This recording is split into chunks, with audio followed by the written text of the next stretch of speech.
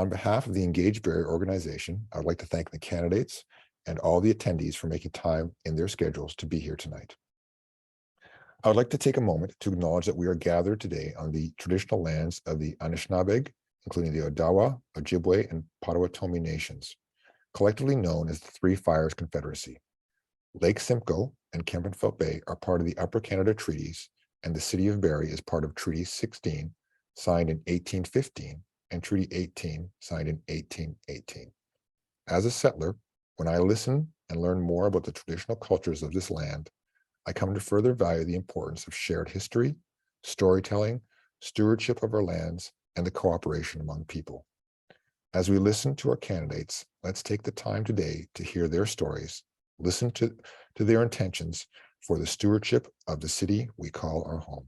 Thank you for attending this evening's event hosted by Engage Barrie Organization. We are a nonprofit formed to help create an equitable community, empowered people, and an engaged local democracy. We believe that an informed voter is an empowered voter. We have information on our website available at engagebarrie.org/elections, where you will find information on the new electronic voting system, where to get help casting your ballot, information on the issues and candidates, and more. This evening, each of our candidates will take some time to introduce themselves. Following that, we will present the candidates with 3 questions that they have been pre-sent and have been able to formulate an answer, and they will respond to those 3 questions on housing, youth, and growth in Barrie. Once we've completed those questions, we will take questions that have been submitted by the audience and ask the candidates for their responses to those questions. After that is completed, each candidate will have the opportunity to close and give a summary of their positions.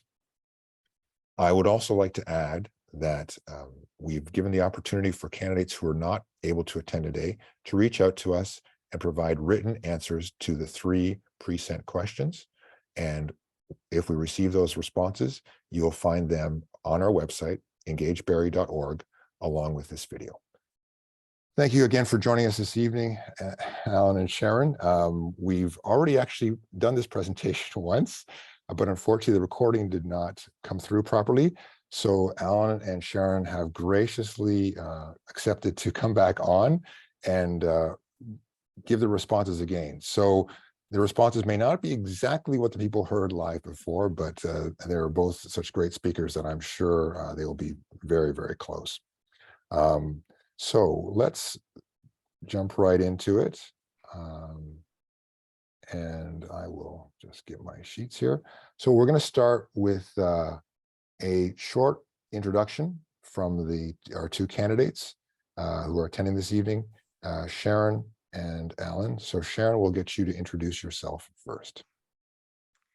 Thanks very much, Rob. Good evening, and thank you to everyone involved in making this event happen, despite some unusual circumstances. My name is Sharon Doran. I'm a candidate for Ward 6 Councillor in beautiful Barrie, Ontario. I retired last year from Honda of Canada's production management team. I started my career in 1991 as a receptionist, and 30 years later retired as the engine plant administration leader, responsible for associate relations and engagement, training and development, production supply procurement, and cost analysis for a budget in excess of $100 million annually. And when they were really desperate, I worked online. On the community front, I'm a board member of the Business and Professional Women of Barrie, a volunteer with Feline Fix, a local animal rescue group, and with Ryan's Hope feeding breakfast to downtown Barrie's unhoused community. I'm a proud Ripple of Kindness member, an organization that recently celebrated its 6th anniversary and has donated over $500,000 to local charities and nonprofit groups in that short time. I'm running for Ward 6 Councillor because I am passionate about Barrie and its future. 4 generations of my family live here today, from my 87-year-old mother down to my 2-year-old granddaughter. My husband Rick and I have lived on Dove Crescent in Ward 6 for 26 years. My top 3 issues are growth and sustainable development, affordable housing, and people, including seniors, youth, and everyone in between. My work and volunteer experience has given me a uniquely balanced viewpoint that will allow me to work collaboratively with council, city staff, and local experts to make sound decisions today that are sustainable for generations to come. Thank you. Thank you very much, Sharon. Actually, we have a few attendees that have signed up late to our session, and they're going to get to see the whole thing. For the people attending, we unfortunately had some recording issues before, and we are actually restarting the process. So Sharon, thank you for your introduction. Allan, if you can introduce yourself now, please. Thank you. Certainly. Thank you. So first of all, I'd like to thank CARP and Engage Barrie for hosting this event. My name is Allan Bray. I'm a recently retired engineer and manager with 31 years of experience in automotive manufacturing, materials engineering, people management, and project management. I've been a scout leader for the past 15 years, and I'm currently the group commissioner of two groups in the south end of Barrie. Previously, I was the area commissioner. In this role, I was responsible for serving 20 scout groups within and outside of our county. I'm running for councillor because I have a background and skills to serve my fellow Ward 6 residents very well, and true to my scouting background, I feel I have a duty to serve. My first priority as councillor is to limit tax increases and ensure that we are getting value for money. My second priority is speeding and safety. Ward 6 has 2 primary arterial roads and increasing traffic on feeder and residential roads. I intend to work with city operations and police to identify and implement sustainable solutions to discourage speeding. My third priority is to attract industry and to provide valuable local careers. More local employment has many benefits to the city, to our residents, and to our environment. Thank you. Thank you very much, Allan. Now we will have both candidates respond to 3 pre-sent questions, which they've had time to review and formulate a response for. We'll start with, sorry, I didn't click the video button. We will start with a question about housing. And the question is, access to affordable quality housing is a fundamental human right, which affects our physical and mental health, prosperity, and community. The City of Barrie's Housing Affordability Task Force report has given us a blueprint of how to tackle the housing crisis. Which of these recommendations would you prioritize? And how do you intend to support housing development in a way that addresses the needs of all income levels, abilities, ages, and stages, while also being environmentally responsible and working towards more diverse, integrated community building? Okay, thank you for the question. Referencing the City of Barrie's Housing Affordability Task Force report, I prioritize funding a senior staff member dedicated to delivery of the affordable housing strategy and implementing regular housing stock monitoring. I would also prioritize exempting certain classes of development just to speed them along, provided that safety and neighborhood integration are not compromised. I would also prioritize the adoption of innovative building practices and ideas such as tiny homes and the conversion of hotels and motels where possible. Innovative practices would also allow the reduction of our per capita carbon footprint. I'm not opposed to it, but we do need to be careful with planning more housing on industrial zoned property. Barrie also needs to boost local employment, and there's already limited available land for greenfield industrial sites. I support building primarily medium to high density housing to accommodate the planned population growth within the available land. We also need to build walkable communities. Along with increasing local employment, this will reduce our dependence on cars, which will further reduce our carbon footprint, promotes active and healthy living, and strengthens the community for everybody. Real estate speculation is another factor driving up prices in our market. To reduce speculation in our housing market, I would propose a vacant homes tax of 3 to 5% of assessed value, similar to what is being done in Vancouver. Thank you.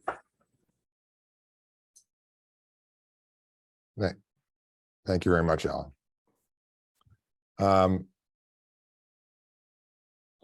Sharon, sorry about that. That's okay.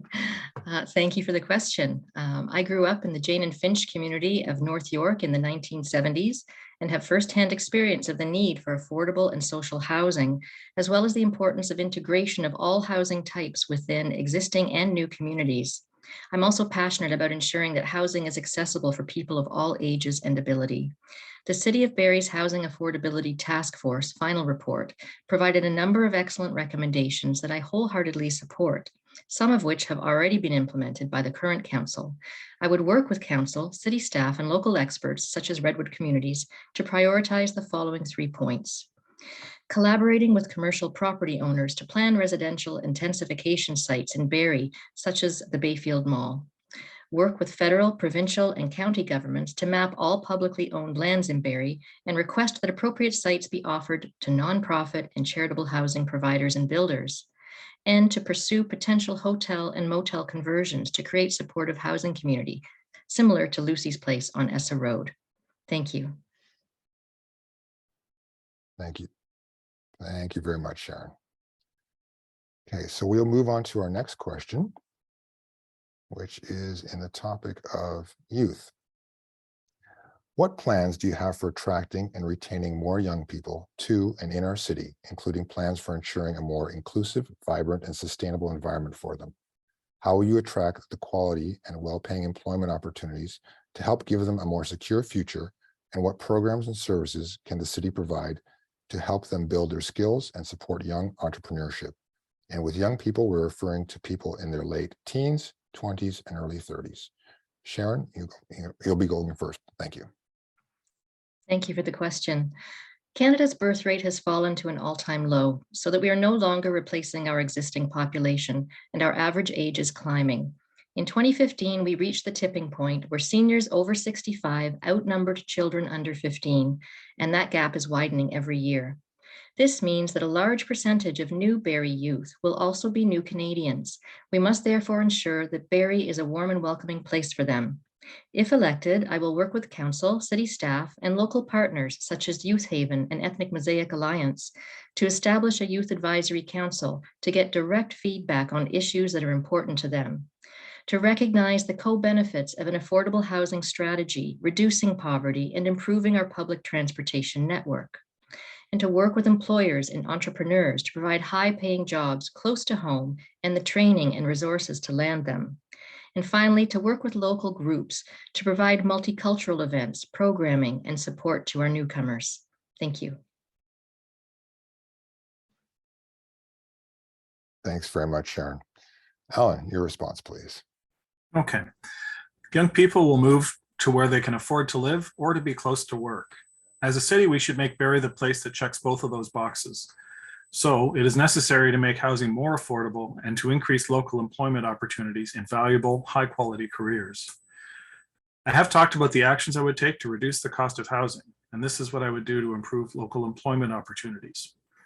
Over and above the existing opportunities for startup grants through the city, I would propose a 3-year exemption from property taxes for new business in Barrie. This is to minimize the startup costs of operating a brick and mortar business. I would also form a committee tasked with seeking corporations looking to expand operations and preparing proposals to make our city their location of choice. A very common concern now is the lack of family doctors in Barrie. We need to make Barrie an attractive place for family practitioners. To that end, I would propose mandating the inclusion of office space for newly graduated family doctors in every new commercial or mixed-use building to be provided for free until that need is met. With young people come young families, and so access to community programs is also needed. I would support the construction of new community centers to meet the growing demand and prepare for the future. Thank you. Thanks very much, Allan. With that, we're going to move on to our third question, which is related to growth. Looking forward and beyond Barrie's housing concerns, how will you handle the growth of our population and the opportunities and challenges this can generate? What are your 3 priorities to make our community more equitable, safe, and affordable for all residents as we grow, while providing the infrastructure, public transportation, green space, recreation, and other city services required by this increasing population? And how will you work towards eliminating systemic barriers, including race, gender, ability, age, and economic status, to ensure Barrie is a safe and welcoming city for all residents? Allan, if you can answer first, please. Okay, thank you. Earlier, I touched on the idea of walkable communities. With additional growth, an emphasis needs to be put on making it practical and safe to walk or ride a bicycle for everyday errands.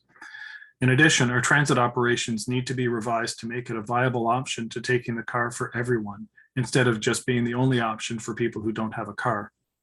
Further, I would support investigating innovative, affordable personal transportation, such as public electric scooter rentals, which offer potentially carbon neutral, affordable alternatives to cars. Growth can only be supported by more affordable housing, so the steps I described earlier must be a keystone for any growth plan. This includes construction of more medium and high-density residential units instead of detached single-family homes. Growth in population must also be accompanied by growth in local employment. For too long, Barrie's population has grown while local employment outside of the service and retail industries has stalled. Barrie as a city should strive to be self-contained, with few residents leaving daily to work elsewhere. This will improve quality of life and reduce our carbon footprint. And as I mentioned, I would take steps to attract new family doctors to Barrie. The demand is only going to increase with more young people moving into the city and with a growing aging population. Thank you. Thank you very much, Allan. Sharon, your response, please. Thank you for that question. Barrie is strategically important as an Ontario regional centre, and our population is expected to double from 150,000 today to 300,000 by 2051. City Council adopted the latest official plan in February after 4 years of consultation. The plan clearly lays out a methodical approach for managing our growth while ensuring that we create healthy, complete, and safe communities, that we ensure design excellence, connectivity, and mobility while enshrining our natural heritage system. It also touches on policies that encourage economic prosperity and growth while encouraging a vibrant and diverse culture. I've gone through the official plan a few times, all 230 pages of it, to educate myself and to answer questions received from residents. What resonates the most for me is that we are finally moving away from the car-centric urban sprawl to greener and more livable city that offers shops and restaurants within a 15-minute walk. If elected, I will champion this official plan during all development discussions that come before council. Thank you. Thank you very much. Thank you for those well thought out answers.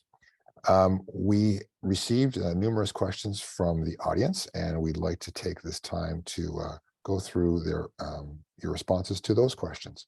The first question that I'm going to start with, let's get my list up here, is related to arts and culture. The city of Barrie is on the cusp of investing in an asset that will boost the economy and will be a benefit to all Barrie residents for decades to come. That is the building of a performing arts center. With a performing arts center, professional entertainment of all kinds will arrive at our doorstep year-round, while also being used for community performances and activities. It will cost the taxpayer less to run on a percentage basis than our city sports and recreation services. What position will you take with respect to the completion of the proposed 3-space performing arts center for Barrie? Sharon, if you can answer first, please. Thank you for that question. I think it's essential that Barrie has an event space of this kind. We are moving towards being a medium-sized city by 2051. And again, we want to keep our people here. We want them to be able to have arts and culture right here, concerts, events of all natures, dance performances, theater performances. We would like to, of course, make sure that the funding is in place from all levels of government, as well as perhaps any individual donors. But if the costing is there and it makes sense, I would be all for this event space. Thank you. Thanks very much. Allan, your turn. Okay. So my feeling is that Barrie would be served well by a large performing arts center, which would be a draw for residents for now and into the future. However, such a performing arts center would need to be economically feasible. Taxpayers should not bear the cost to any significant degree, and it needs to be fully utilized.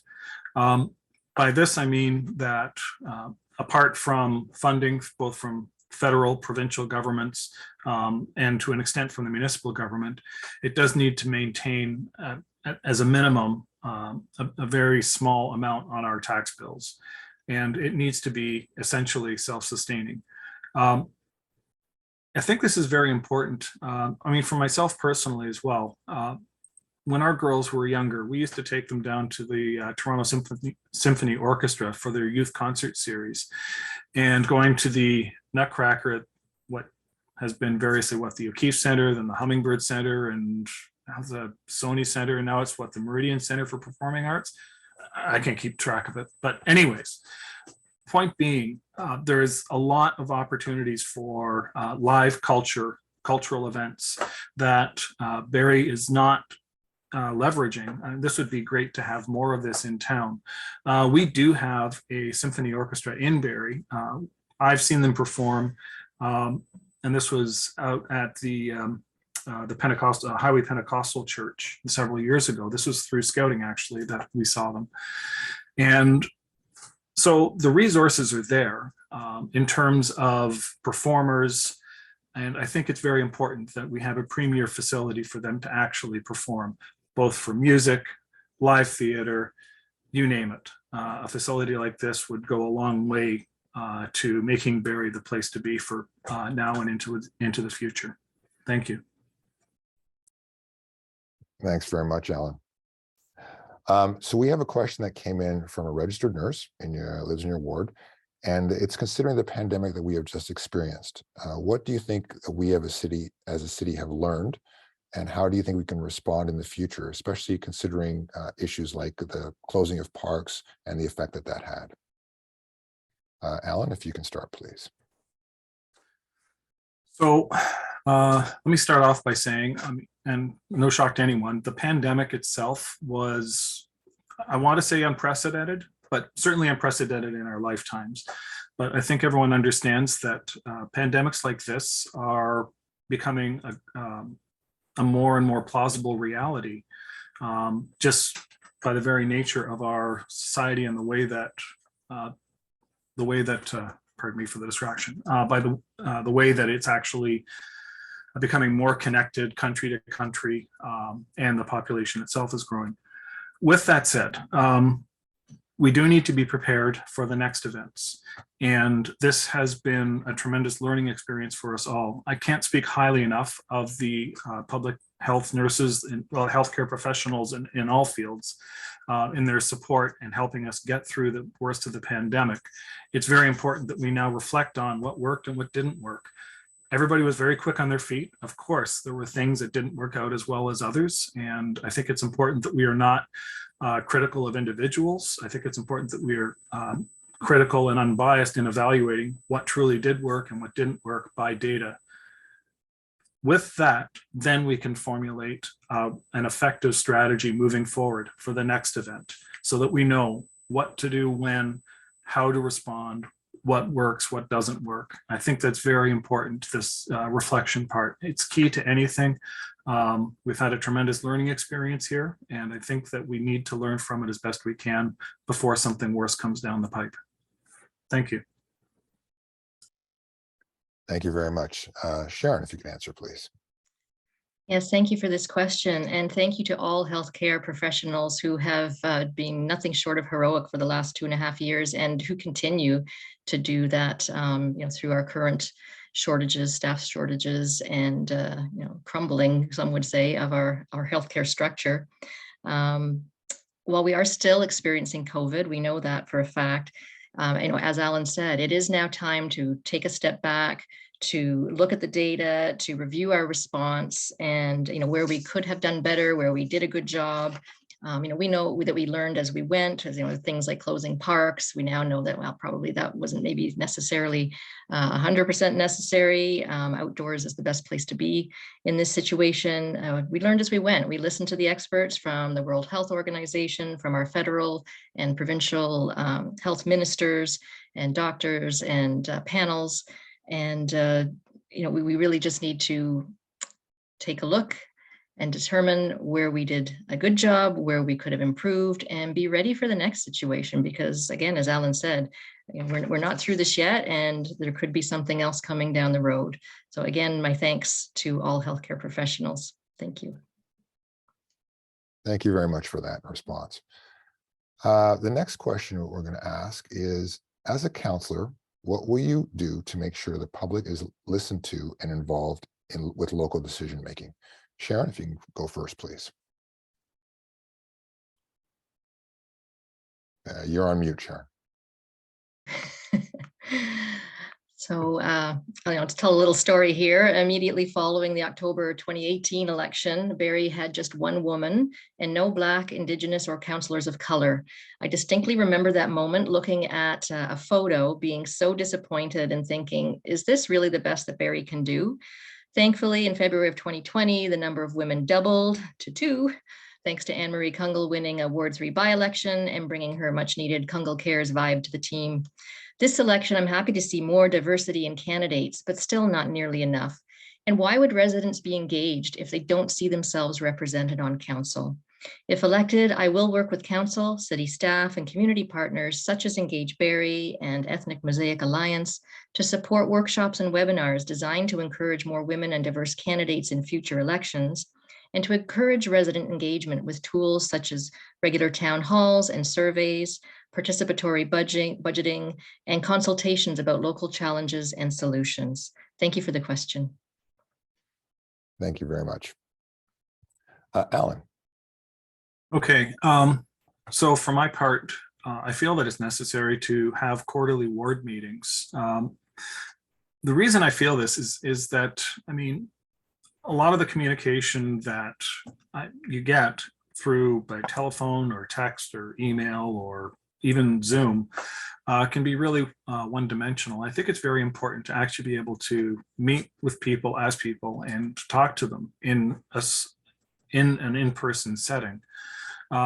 These Ward 6 council meetings, as I said, they'd be quarterly, and my intention would be, first of all, to review what the city of Barrie is doing that relates to Ward 6, and more broadly speaking, that relates to them as citizens of the city. Gather people's feedback, have a dialogue with them. If there's things that are unclear, if there's questions that I need to take back, then that's a prime opportunity to do that. And most important of all is actually getting to know everyone in the ward. I think it's very important to try and engage people one-to-one, because I think the potential exists that, you know, if the only person that you're hearing from are people who have a keyboard and an agenda in mind, it's very easy to lose sight of what other people want. And I want to make sure that everybody is well represented as I speak for Ward 6 in City Council. Thank you. Thank you very much. The next question I'm going to ask is about climate change. Given that the city of Barrie has declared a climate emergency in 2019 and a specific climate action policy, what specific climate action policy will you champion that will have an immediate impact on reducing GHG emissions within our city operations? Allan, please. Okay. Pardon me. So I already spoke to increasing local employment, building walkable communities, improving transit, and seeking other means to reduce dependence on cars. And of course, as councillor, I don't make all those things magically happen. Rather, I support actions to push things in that direction. But there's a lot of other things that we can do. The city of Barrie already has a plan in place with regards to mitigation. So acknowledging that already we're on track to exceed 1.5 degree temperature increase on our way to 2 degrees, and really barring some sort of drastic turnaround globally, this is what we're going to have to deal with. And so having plans in place to deal with what we know is coming down the pipe and being prepared for the unknowns that come with that, I think is core to the city's planning. And I would support any activities, including things like, well, I mean, a very good point is actually the building straps that would have been effective on keeping roofs on houses when we had a tornado roll through the southeast end of Barrie a couple of years ago. So things like that could be encoded into how we do things to make our communities more resilient, I think are very important. Now, in terms of what else would we do? Well, I mean, there is a whole host of things that we could do. I'm picking one, but I'm not going to say that this is the only one. Concrete is one of our most fundamental building materials. The production of Portland cement, which is the key constituent of concrete, involves roughly 0.9 kilograms of carbon dioxide for every kilogram of Portland cement produced. This is a large contributor to greenhouse gas emissions globally. And so while we can't just eliminate concrete, the city can, one, where possible, find alternatives to concrete. And where concrete is necessary, the city can promote the use of other materials in concrete to reduce its carbon footprint, providing that safety and durability are not compromised. There is research out there, there is evidence out there, there is materials out there that will help reduce the carbon footprint of concrete itself. And I think that where the city can nudge our constructors in that direction for city planned projects, I think that's the way we should go. Thank you. Thank you very much, Allan. Sharon. Thank you for the question. According to the Simcoe-Muskoka District Health Unit, Barrie will have a climate similar to Ohio by 2030, Kentucky by 2050, and Mississippi by 2080. We need a strong climate action plan that focuses on mitigation and adaptation and provides a blueprint to make our community more transportation and energy resilient. The official plan adopted in February goes a long way to addressing climate change and housing affordability, with housing intensification and increasing community walkability and encouraging public transit, but more can and should be done. If elected, I will work with council, city staff, and community partners to ensure that all council decisions are passed through a climate lens, perhaps even assigning a score. Does this increase carbon emissions or reduce them? Will this remove or add land that sequesters carbon, prevents flooding, and reduces air temperature? And if not, determine how to mitigate those impacts. Thank you for the question. Thanks very much, Sharon. The question that we're going to really discuss now is about workplace safety. It is common to believe that municipally elected officials are accountable to violence and harassment in the workplace policies. However, this is not the case. A bill called Stopping Harassment and Abuse by Local Leaders Act was brought forward to introduce provincial legislation that would deter municipal councillors and board members from engaging in harassment by holding them to account for their actions, but it was not passed before the provincial election. It has since been reintroduced as Bill 5. Do you support this bill? And if elected, what would you do to support it? Sharon, please. Thank you. That's a great question. I actually attended a silent protest at City Hall. I thought it was last week, but it may have been 2 weeks ago now, the last council meeting where we encouraged City Hall, our council, to take a stand for the second time. They had already done so last spring. They had sent a letter endorsing Bill 5, which had a different name at that point, unanimously saying that they 100% agreed with the concept that municipal leaders, like any other supervisors, leaders, managers in Ontario, should be held accountable and up to and including dismissal of their position. Currently, that is not in place. It's hard to believe in 2022 that that's the case, but it's not. And I was very gratified to see that council did again in this most recent council meeting approve the motion to send a second letter of support to the provincial government, because of course this is a provincial issue in terms of they set the municipal act that guides municipal politics and all of the everything around elections or how we operate. So it has to come from them. They have to get this approved, and they need to do it quickly. So what I would do as a member of council, we've already sent our official position paper to the provincial government. I would urge all constituents within Barrie and beyond to get in touch with their MPPs to make sure they know that this needs to pass. And it's a bill that's come forward independently, not from the the PCs who are currently in power, but it's a win for everybody. It's a win for workers and for leaders alike to have this framework in place. So yes, I strongly support Bill 5. Thank you for that question. Thank you very much, Sharon. Allan, please. Yeah, so when I first looked up Bill 5, just to understand what is this about, I have to say I was shocked.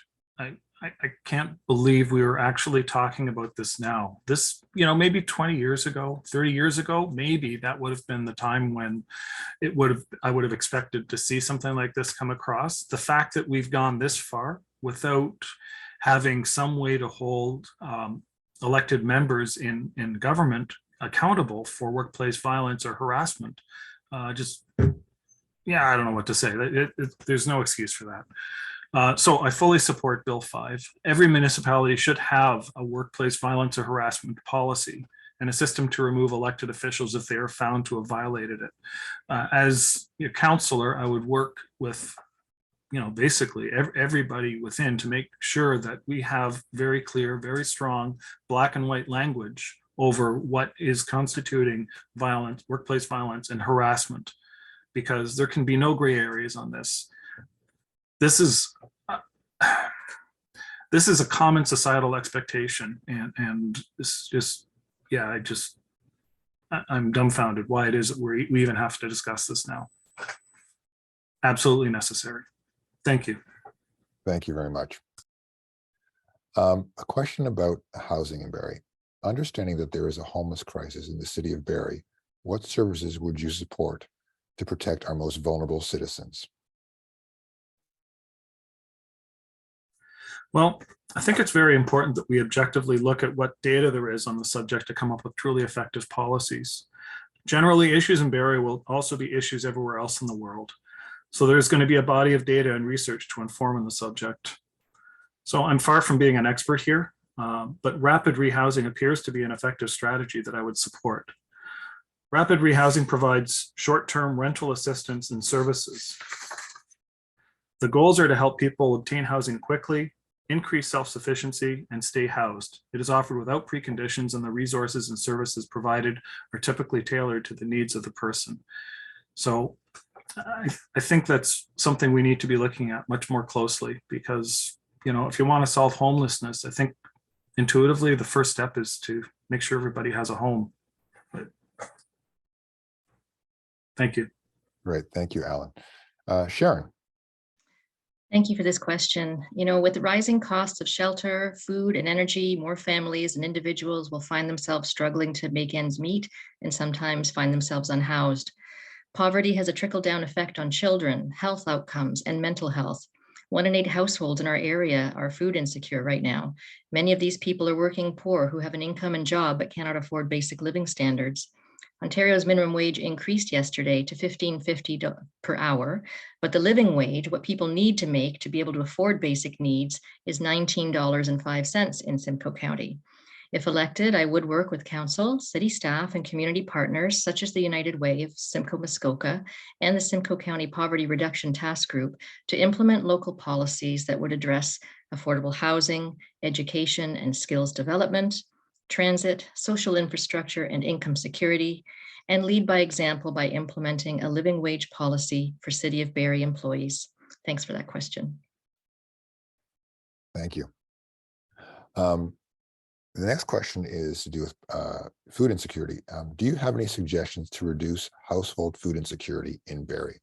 Sharon, if you can go first, please. Yes, certainly. Thank you. People living on low incomes are in a chronic state of financial crisis, and many struggle to pay the rent and bills and buy food. This can happen to working individuals and families due to a sudden job loss. This impacted many Barrie residents during the pandemic. Food is then sacrificed to pay for other costs of living. Food banks and other food charity programs do not solve household food insecurity. If elected, I would work with council, city staff, and community partners such as the United Way of Simcoe Muskoka and Simcoe County Food Council to advocate to the provincial and federal governments for income policies and programs that can reduce household food insecurity, to facilitate local level initiatives that increase economic resilience for individuals and families with low incomes, and to lead by example by implementing a living wage policy for all City of Barrie municipal employees. Thank you. Thank you very much. Allan, your answer, please. Okay. So food insecurity, I mean, absolutely the points that Sharon touched on are absolutely essential. The one thing that I would add is just making sure that we are not wasting good food. By that, what I mean is there is a large percentage of produce, especially, that is disposed of, that isn't sold at the grocery store simply because of its appearance, not because of, you know, is it good food or not to eat. I mean, ultimately, if you're using a potato, if it doesn't look like, you know, that perfectly marketable potato you see in the grocery store shelf, it's still a potato. It's not rotten. It's not anything else. It's good food. So we need to make sure that we are leveraging that. And in our last go over with all this, we actually did have it pointed out by one of the attendees that there is a program in Barrie to try and reuse that food as much as possible. So to be honest with you, I think the first thing that I would do is get behind that and make sure that there is as much access to low cost produce as humanly possible within the City of Barrie. I think that's very important. Thank you. Great. Thank you very much. I have a question here about transportation. How would you direct a shift towards sustainable transportation in our quickly growing city? Allan, if you could respond first, please. Well, I think first of all, we need to look at the City of Barrie's plan for 2051. We do have a lot of plan there for kind of an integrated vision of what our transportation needs will look like. First and foremost, the thing that sticks out in my mind are things like cycling paths and making sure that our communities are walkable so that people are not relying so heavily on I'm not going to say a built infrastructure, but they're not relying on a mechanized infrastructure like buses, maybe to the extent that they might otherwise. But with that said, I mean, buses and possibly light rail could figure into our future, perhaps more greatly, and those services need to be brought in when it's appropriate. I think it's very important, though, to start from making sure that a car is not a necessity to get around in Barrie. If you need to move a sheet of 2x, like a 4x8 sheet of plywood from Home Depot or wherever, sure, you use your car, or better still, actually use a vehicle that can actually fit it. But, you know, if all you need to do is go out to pick up a prescription, then you should be able to walk to your pharmacy or ride your bike to your pharmacy and not have to hop into a car and drive to it.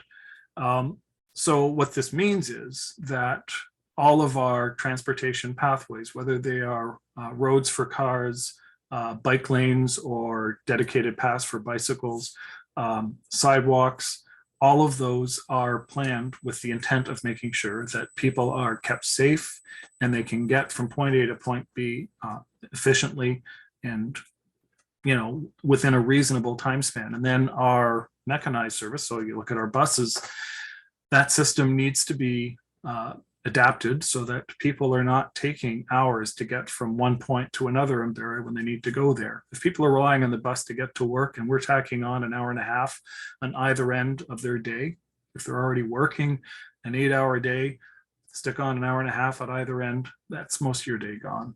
So that's something we do need to address. Thank you. Thank you very, very much. Sharon, would you like to respond? Yes, thank you. Transportation planning is key to addressing many issues that Barrie faces, from accessibility, safety, cost of living, and climate action viewpoints. There are co-benefits of having a robust, resilient transportation system, such as improved health outcomes, better air quality, increased social cohesion, and lower servicing costs. If elected, I would work with council, city staff, and community transportation experts to consider the needs of all road users, including pedestrians, cyclists, motorists, and transit riders of all ages and abilities. Invest in public transportation systems that connect workers to employment opportunities. Ensure transportation, transit, and active transportation infrastructure supports our seniors, persons with disabilities, and people living on low income. And work towards that 15-minute communities to reduce the need for cars to complete our daily tasks. Thank you for the question. Thank you very much. And we have one final question for both of you. This is related to the supervised consumption site. As Barrie awaits approval of our first supervised consumption site, what other forms of emergency support and harm reduction do you propose or support to keep people alive, safe, and healthy? Sharon, if you can go first, please. Certainly, thank you. The current opioid overdose crisis in Barrie is growing and tying up our valuable resources such as police, ambulance, ER healthcare professionals, etc., fueling homelessness and crime, and most tragically, killing members of our community. Safety and well-being are interlinked with community connection. The more a community is connected and is accessible to all residents, the safer and healthier it is for everyone.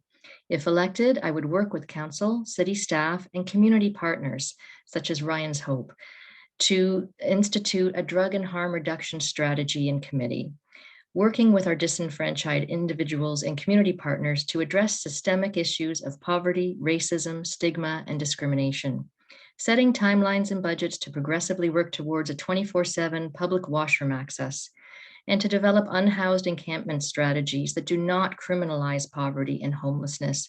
Thank you for this question. Thank you very much. Allan, if you could please respond. Certainly. First, I have to say it is disappointing that we don't have the safe injection site up and operating right now. So my hope is that that's going to be resolved in the very near future, because there is an absolute need for it. This is not an issue that people should be moralizing about or anything like that. It's about simple harm reduction. We have to make sure that people are not dying to the best of our abilities. And an injection site such as that is also a primary point of contact for people with addictions to get counseling, to get help, to get access to other services. So it is absolutely necessary, and it needs to be where the greatest need is within our city. So with that said, we do have counseling services in place within the city of Barrie, which I would support expanding and continuously improving to ensure that everyone who is struggling with an addiction is supported. I would also make sure that naloxone kits are available and accessible to all persons experiencing homelessness. I think it's very important to try and do these steps, but at the same time recognize that, these are really only stopgap measures. We do need to make sure that we have a coherent policy moving forward to help address the issues at its roots, but also supporting those who are struggling with addictions. Thank you. Thank you very much. I have one more thing to add that came in from the attendees in this sense of engagement. This is more of a comment and not a question. They just, and you both address this, the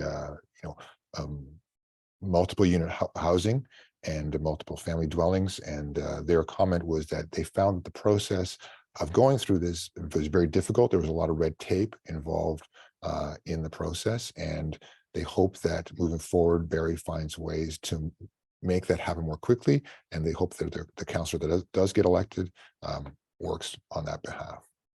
So it's important, again, as you both discussed too, communication with your team members, with your ward constituents is wonderful.